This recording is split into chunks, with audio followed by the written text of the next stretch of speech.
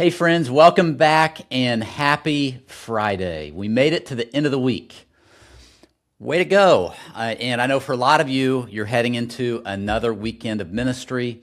You're planning, preparing, leading, serving. And I just want to pause and say that we see you and what you are doing matters more than you know. So I want to help you finish the week strong. We're wrapping up Ephesians chapter number 4. Let's look at verses 31 and 32.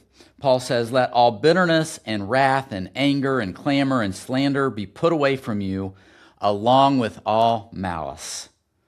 Be kind to one another, tender-hearted, forgiving one another, as God in Christ forgave you." Now, aren't those good words? This is a picture of a transformed life.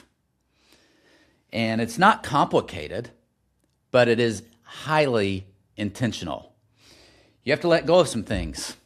Paul says you have to let go of bitterness and wrath and anger and all of those things that weigh down your heart.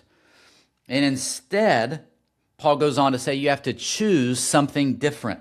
You have to choose kindness and being tenderhearted and forgiveness and compassion. And Paul anchors it in this truth, the very last words of this chapter, as God in Christ forgave you. That's the foundation. We forgive because we've been forgiven. And I know that's not always easy, because ministry is full of people, and people can hurt you, right? There are unmet expectations. There are difficult conversations. There are moments where you feel overlooked, misunderstood, not appreciated. But if you're not careful, those moments can turn into something much, much deeper. It turns into what Paul says in verse 31 is bitterness. And bitterness doesn't show up all at once.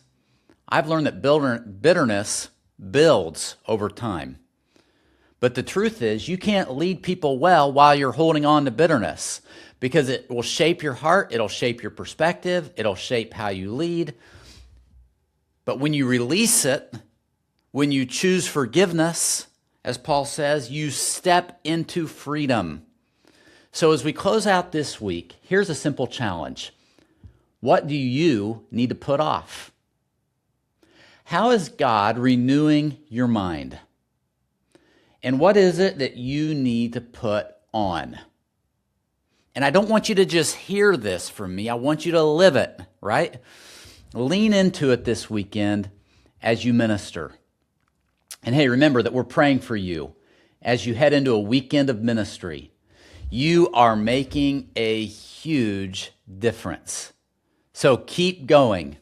I can't wait to see you next week, right back here for more of the KidMin Word.